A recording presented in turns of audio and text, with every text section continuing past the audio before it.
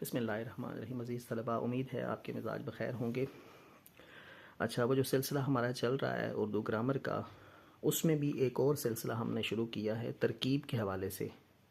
بنیادی معلومات کہ ترکیب نحوی کیا ہوتی ہے، تختی کیا ہوتی ہے. پچھلے سبق میں ہم نے اس پہ بات کی تھی. آج ہم ترکیب نحوی کے اصول متعین کریں گے تاکہ آپ کو جب ترکیب کرنے لگیں تو ترکیب کا درست طریقہ اور درست فہم حاصل ہو سکے، ورنہ آپ ٹگمگا جائیں گے اور ترکیب آپ کی کچھ ہو جائے گی.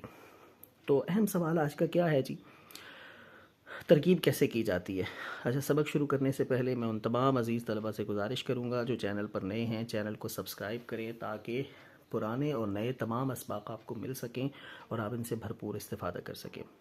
اچھا، تو آج کا سوال ہم متعین کرتے ہیں کہ ترکیب کیسے کی جاتی ہے. اب اس کے تعاقب میں ہم کچھ اصول متعین کرتے ہیں تاکہ ہم درست ترکیب کر سکیں. پہلا اصول یاد رکھیں، اس میں 4 اصول میں نے متعین کیے ہیں جو آپ کو بہت زیادہ مدد فراہم کریں گے. پہلا اصول یہ ہے کہ جب بھی آپ کے پاس جملہ آئے جس کی ترکیب مطلوب ہو تو آپ نے پہلے جملے کی شناخت کر لینی ہے کہ یہ جملہ ہے کون سا. اس کے لیے ضروری ہے کہ اسمیہ اور فعلیہ کی تعریفیں آپ کو ازبر یعنی زبانی یاد ہوں تاکہ آپ کو کہیں چوک نہ ہو، کہیں غلطی نہ ہو.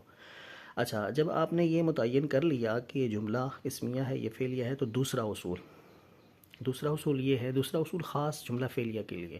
اگر آپ کے سامنے جملہ اسمیہ نہیں بلکہ جملہ فعلیہ آ چکا ہے تو جملہ فعلیہ میں پھر آپ نے یہ دیکھنا ہے کہ یہ لازم فعل ہے یا متعدی فعل ہے. جیسے کہ ہم نے تعریف میں پڑھا تھا کہ لازم فعل فاعل پر مکمل ہو جاتا ہے اور جو متعدی ہوتا ہے وہ مفعول کی طرف جاتا ہے، تو اس کے لیے مفعول ہونا بھی ضروری ہے. اچھا، یہ بھی آپ نے متعین کر لیا. اب تیسرا جو مرحلہ ہے اس میں ہم جا کے چند مراحل کو ملحوظ خاطر رکھیں گے. تیسرے اصول میں جا کے یہ 2 کام ہم نے کر لیے تو پھر اس کے بعد چند مراحل پر ہم نے توجہ دینی ہے. سب سے پہلے تو دیکھیں جملے میں مرکبات ہیں کہ نہیں ہیں. اگر جملے میں مرکب ہے تو یاد رکھیں کہ ہم نے اس کے اجزائے ترکیبی نکالنے سے پہلے مرکب کی وضاحت کر لینی ہے. ٹھیک ہے، پھر اس کے بعد ہم نے اجزائے ترکیبی کی طرف جانا ہے. اجزائے ترکیبی مثلاً مبتدا خبر فعل ناقص فعل فاعل مفعول، یہ اجزائے ترکیبی ہوتے ہیں جملے کے. مسند الیہ نہیں ہوتے، مسند الیہ حصے ہوتے ہیں جو اسمیہ اور فعلیہ دونوں میں ہوتے ہیں، اور یہی 2 حصے ہوتے ہیں. لیکن اجزائے ترکیبی اسمیہ اور فعلیہ جملے دونوں میں الگ ہوتے ہیں. اچھا، تیسرے نمبر پر آپ نے مسند الیہ اور مسند کو الگ کرنا ہے. پھر اس کے بعد آپ نے آخر میں بتا دینا ہے کہ یہ جملہ اسمیہ ہے یا جملہ فعلیہ ہے. میں دوبارہ بتاتا ہوں. سب سے پہلے تو آپ نے یہ دیکھنا ہے کہ اگر کہیں مرکب آ گیا، بالفرض مبتدا میں مرکب آ چکا ہے، تو مبتدا میں اس مرکب کی وضاحت آپ نے پہلے کرنی ہے. بات سمجھ میں آ گئی؟ جیسے آپ کہتے ہیں کہ احسن اور اکرم اسکول آئے. اب یہاں پہ جو ہے وہ احسن اور اکرم اسکول آئے. یہاں پہ پہلے جملے کے پہلے حصے میں جو مسند الیہ ہے، جس کو ہم نے مسند الیہ فاعل کہنا ہے، یہاں پہ مرکب آیا ہوا ہے تو ہم نے اس مرکب کو الگ کر کے پہلے جوڑنا ہے، اس کی وضاحت کرنی ہے، نشاندہی کرنی ہے، پھر ہم نے اس کو مسند الیہ فاعل بنانا ہے یا مبتدا جو بھی بنانا ہے اس کے بعد بنانا ہے.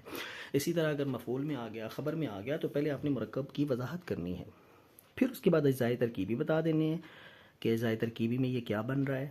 پھر اس کے بعد مسند اور مسند الیہ بھی آپ نے الگ کر لینا ہے، اور پھر اس کے بعد آخر میں تعین کر لینا ہے کہ یہ جملہ اسمیہ ہے یا فعلیہ ہے. اچھا، اس کے بعد ترکیب کا اصول ذہن نشین کریں.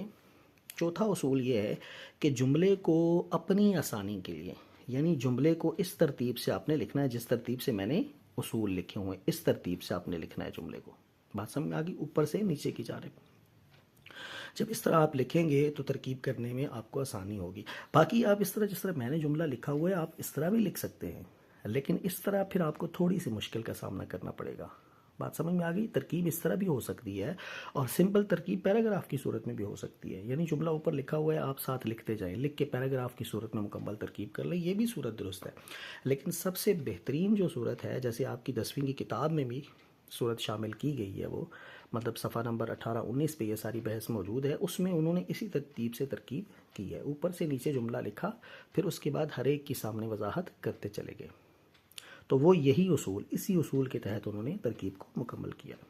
اچھا، اگر مرکب نہیں ہے بالفرض جملے کے اندر مرکب ہے ہی نہیں ہے سرے سے کوئی، تو ہماری ترکیب پھر یہاں سے شروع ہوتی ہے۔ سب سے پہلے ہم نے اجزائے ترکیبی الگ کرنے ہیں، پھر اس کے بعد مسند الیہ مسند بتانا ہے، پھر اس کے بعد جملہ اسمی۔ یہ ہوئے گویا ہمارے یہاں پہ 3 مراحل رہ جائیں گے۔ اور اگر مرکب موجود ہے، چاہے وہ فاعل میں موجود ہے، چاہے وہ خبر میں ہے، چاہے مبتدا میں ہے، مفعول میں ہے، تو پہلے ہم نے اس کو الگ کرنا ہے، ٹھیک ہے، پھر اس کے بعد اس کو اجزائے ترکیبی میں شامل کرنا ہے۔ تو امید ہے کہ یہ اصول آپ کو سمجھ میں آ گئے ہوں گے۔ اپنا بہت سارا خیال رکھیے گا۔ اگلی ویڈیو میں انشاءاللہ تعالی ہم باقاعدہ عملی طور پر ترکیب کریں گے اور آپ کو سمجھائیں گے کہ ان اصولوں کو کیسے اس کے اندر ان اصولوں کی پیروی کی جائے گی، ٹھیک ہے۔ اپنا بہت سارا خیال رکھیے گا، دعاؤں میں یاد رکھیے گا، اور اگر چینل کو سبسکرائب نہیں کیا تو ضرور سبسکرائب کریں۔ شاد رہیں، آباد رہیں، جزاک اللہ۔